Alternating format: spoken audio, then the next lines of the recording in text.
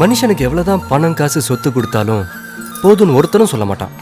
போதும்னு சொல்ற ஒரே விஷயம் சாப்பாடு. பசிக்கிறவங்களுக்கு சாப்பாடு கொடுக்கறது பெரிய புண்ணியம்.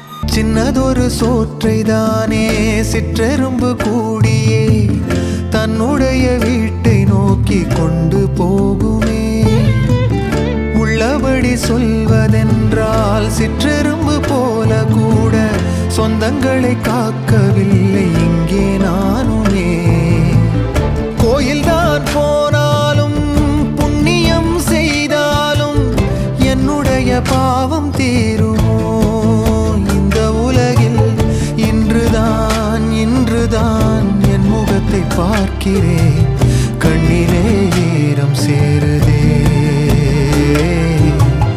கல்லையும் காலம் மாற்றுதே.